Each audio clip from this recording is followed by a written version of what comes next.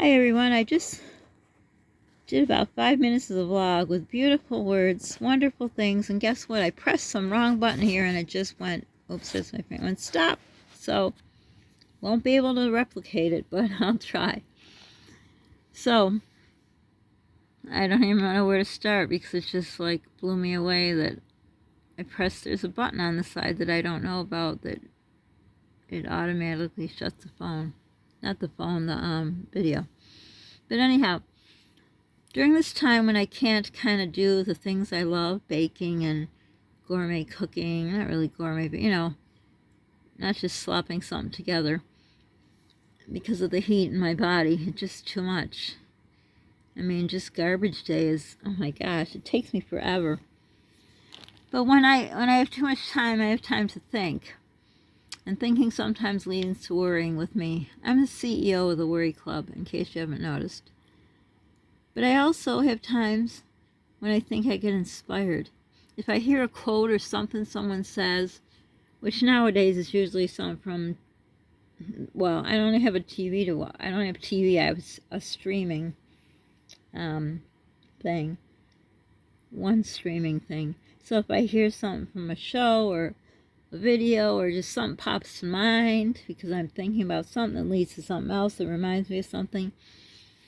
So anyhow, I'm going to try to read some, but I have bad lighting, as we all know. I need a flashlight, that's what I need. But right here I have, as per usual, my candles. But I'm going to explain a little about it. So we have a main candle here. It's hard to see when you're looking through the camera phone. It's my phone. I call it a camera. Anyhow, my phone. I can't see where I'm pointing. I have to look outside of the phone. So this, say, is going to be you. And you see how the difference between this candle and this candle? They're plastic things. I call them candles. They're from the Dollar Tree. See, this is nice and bright and glowing and beautiful. And this is this. So let's just say this was you. Bright, glowing, vibrant, cooking, baking, just enjoying life. And then all of a sudden something happens. Wrong way. See, I can't see. What? Wow. This went way over that way. Anyhow, something bad happens. You lose a loved one. You have chronic pain. You have chronic illness. You're going through a divorce. You're angry. You're upset. Your whole world's turned upside down. This light is gone. Can we make it gone? Yeah, I guess we're going to have to take it out of there and make it gone. No, we'll put it here because actually, oh, now everything's going to fall down. Okay. So this light is kind of out of sight. So now this is you, me, whoever we're talking about. I'm not talking about anyone, actually. So I heard a phrase, but I screwed it all up, I know, but I'm going to try to read it. And I'm going to see if I could just put it here to read it. I can't see it. Let's see, it says, it's sort of about grief, anger, pain, and it says, and I know I screwed it up, it says, so we're talking about grief, anger, pain, or anything you could put it under. It says, the way out of it is to go through it. All the way through it, your insides must go through the pain. Now, as soon as I read that, but I kind of put it together myself, that's not exactly what I heard, because I didn't write it down, so I just tried to remember it from memory, which didn't work too well. So basically, I'm going to read it again. So if you have somebody passes away, or it's been a while someone passes away and the holidays come and you miss them, or you have constant pain, or like I say, you're going through a divorce and you're angry, or you're broken up with your boyfriend, girlfriend, significant other, whatever, or you're just mad about what's going on in the world, you could hold on to that anger, that grief, that pain, and let it pull you down, and life just pass you by. And believe me, life does pass you by. Let me tell you, the 10 years since my mom's been gone, well, I guess in the beginning when I started YouTube, Holly and I had a lot of fun. I mean, it was nothing like, the big YouTubers going on vacations and buying motorhomes and whatever. We go to see the sunflower field, and that was our fun. It's what you make of it. But basically, it was fun when we were there. I enjoyed everything to the fullest, but I still had that emptiness. And I think I had it because I didn't go through, those of you that lost someone knows there's the grief process. And I know they sent me from church these pamphlets. I never read them. I wish I had them still to read, but anyhow. So as I read it again, talking about, I don't know which one. Well, I have pain. I have chronic pain for sure. I have this burning. So, well, this doesn't pertain to the burning. Okay, let's just take for an example of any kind of emotion that's bad, that you don't like, that pulls you down, that you can't do what you want. So, the way out of feeling this grief, this anger, this pain, fill in the blank, is to go through it. That means, and this may be one of the grief steps of grief, you have to not push it away out of your mind. And I started thinking about my mom and my dad when they died. And my dad, I was there with him at his bedside for 12 long hours. He was supposed to have surgery, and the next thing I know, I get a call, come. I had just had a car accident. I literally had just had a car accident. And I was going, I forgot where afterward. I mean, I was okay, everything. I think my daughter was with me in the car, dropped her home. We were checked out by the ambulance. And I stopped at a gas station that had a McDonald's to use their bathroom. I was literally in the bathroom when the phone rang. And I knew my father was in the hospital, so I was literally squatting on the toilet because I hate public toilets. But I had to go pee so bad I was there, and I'm talking as I'm squatting and trying to hold on to everything and hoping my phone doesn't fall into the toilet. I would only tell such stories sitting around a table with my friends, you know. But anyhow, I was told to come to the hospital right away. I did.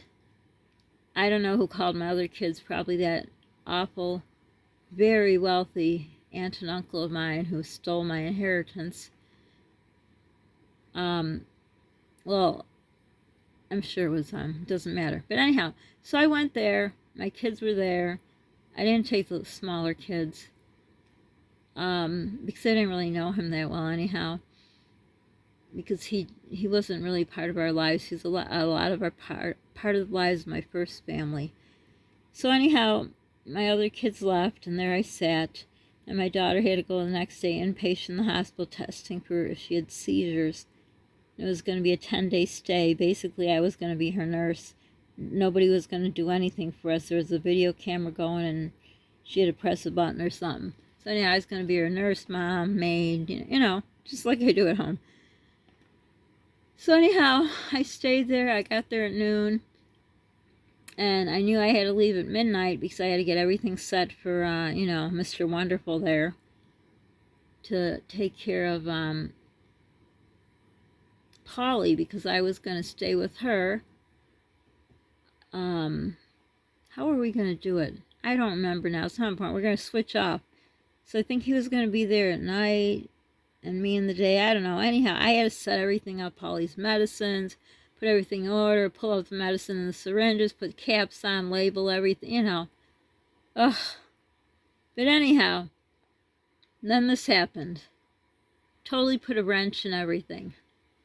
So I stayed with him, and I was telling the nurse I had to leave at midnight because we had to be at the hospital at 6 a.m.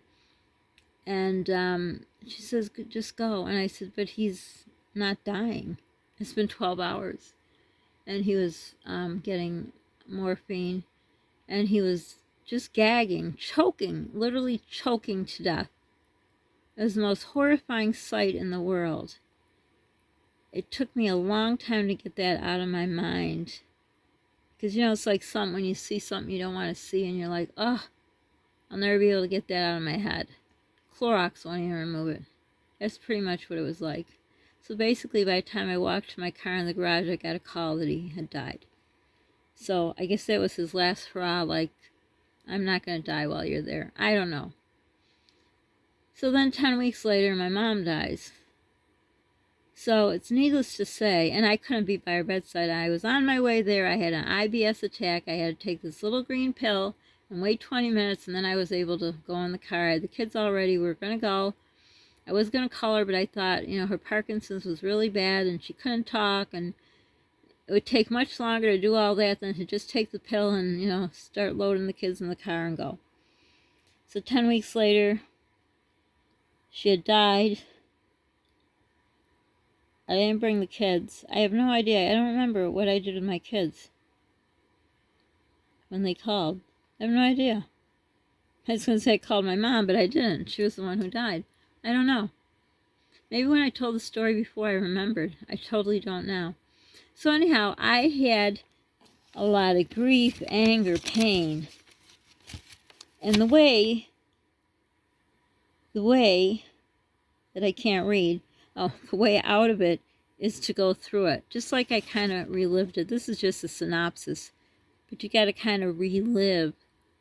And it's awful. And you're going to cry. And it's going to hurt. And it's going to hurt more and more and more. But then, all the way through it, your insides go through the pain, as I just said. And then it circles around. What am I talking about? Pain. So let's say pain's example. So going through pain, and not physical pain, mental pain, the pain of losing someone, the pain of a divorce, separation, whatever. The pain, the way out of it is to go through it. Go through the pain, all the emotions you felt, all the pain you felt. Then all the way as you're going through it, your insides must go through the pain. Pain is the word we started with, and pain is the word we ended with.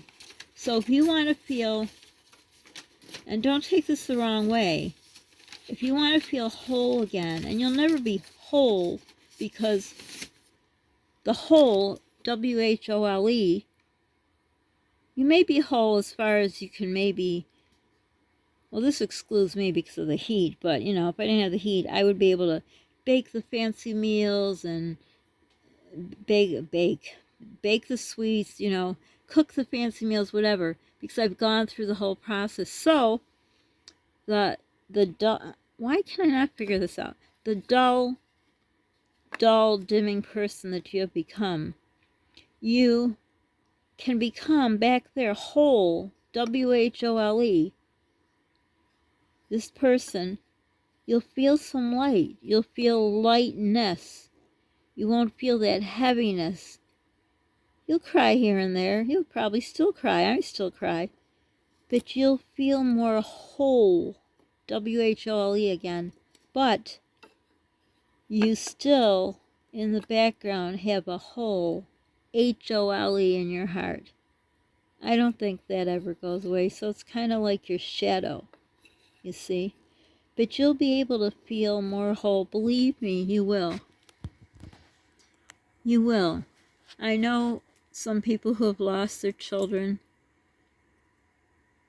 and I can't imagine how they can feel whole.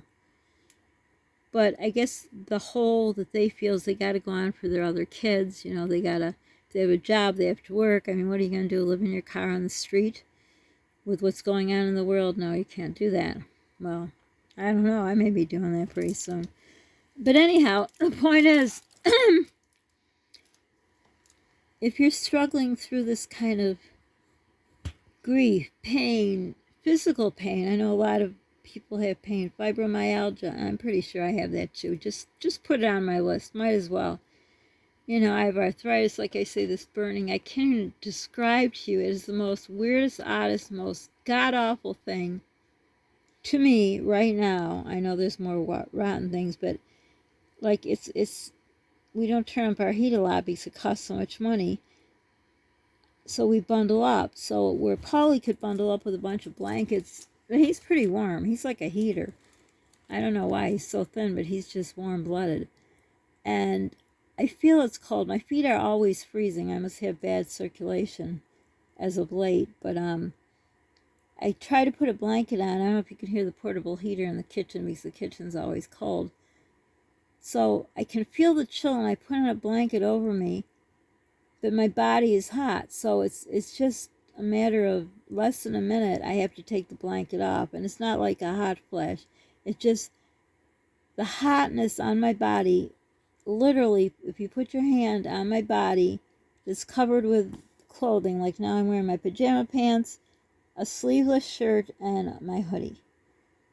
Everything that's touching clothing is burning as if I have a fever. My hands are somewhat normal. I've been getting hot hands, but I've had hot hands before. So I don't think that's new, but who knows? Nobody seems to know. But my point is, like, my face is, there's a tad of cool. My head, if I touch the top of my head, is hot, burning hot, just like a fever. When you have a fever, you know how tired and drained you feel and all that. So my example is not a good one because I don't think there's going to be end in sight. I don't think I'm going to get a diagnosis. I don't know. But what you're going through, like physical pain, like my pain I have with my neck, it's just getting worse and worse. I have to literally hold my head up many times, like if I've done too much. Those who are going through pain, you feel like, oh my gosh, going through the holidays and then getting through the pain. And you just can't wait. You look forward to the holidays, you get together with your family, and then you just can't wait to collapse. And having pain, I had chronic pain when I was pregnant with my youngest from my first marriage, and it continued a good year, if not more. And it was very, very frustrating to have pain that wouldn't go away. I had a newborn to take care of, 4 other kids, no husband around. He left. Well, he was taken out of the house, but it was awful. And all those things, I never had time to go through it. And as I was going through it, I had to feel the pain. And once I would have felt the pain, I would have been able to get rid of it and go on. But somehow I did. The pain finally left me. Let me tell you, it was a long time. It seemed like eternity. And when you're in pain, you feel like you're in eternity. When you've lost someone, it feels like the end of the world. It does. But like I say, it's been 10 years since I lost my mom and dad. I lost my biological mom long ago. I was in high school, my first year in high school. And, well, it was this ending part of the first year, but anyhow. I mean, they come up at holidays. Holidays are hard, but you have to go through. And during this time, the last 2 years, I've been going through these awful things in my life, going through the pain, feeling it. And I just feel something lifted off of me. Just in time for this heating thing to start, of course. But, story of my life. But if you try that and do meditation, I mean, just sit down and make time and meditate. It helps. Or journal. Or wear a rubber band around your wrist and snap it when these thoughts come over you that they take you over. Or when you have pain and you're like, oh my gosh, is this how I got to live out my life? This is what I think constantly. I pray every day, let me live till I'm 110. I know everyone's saying, what, are you nuts? If I could live to 110, it would be great, because then Polly would be a lot older, and I know he'd get a lot out of life, and I'd feel, I could leave him. And if I gotta live in this heat, as long as it's not going to kill me, I'd do it. But it is frustrating. And when you get those thoughts, now I'm talking more about physical pain, like, oh my gosh, another day, or you go to sleep, and I don't know, if your pain's at night, like for me, going to sleep is the worst, because that's the worst of my heat. Because it's cooler, you need a blanket, but then you can't. So if your pain is at night, you might dread the night, or if your pain is when you get up, you may dread that. But you just got to go through it. Try to sort of almost, when you go through it, rationalize it. And just work through it in a way. And like I say, meditation helps me. There's where you tense and relax your muscles. I'll do that sometime if you want me to. Go through it with you like I did the meditation. And just really go through everything you're feeling. And then somehow when these thoughts come up like, oh my gosh, again, the pain, when you get flare-ups, you'll be able to mentally handle it. And believe me, your mind plays a big part in pain. It really does.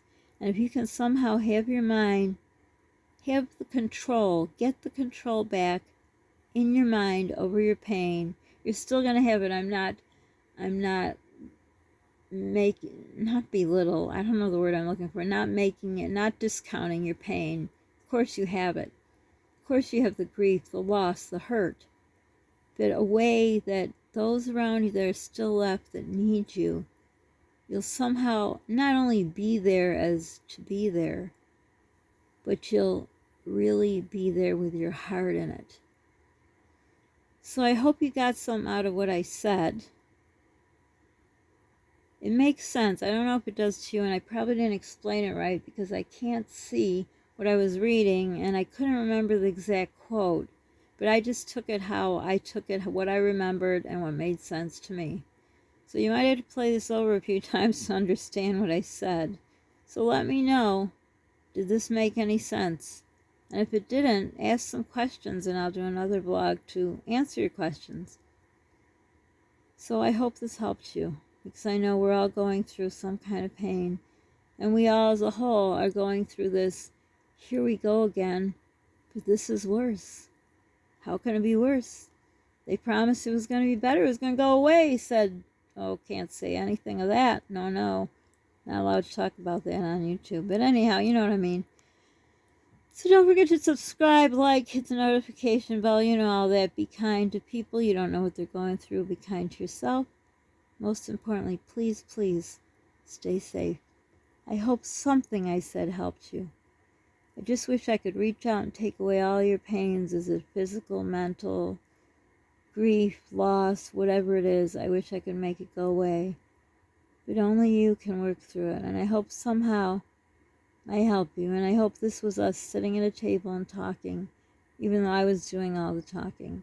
So ask away if you have any questions of what I said, if it didn't make sense. I don't mind answering questions. And as you can see, I don't mind talking. So for now, again, please stay safe. Bye.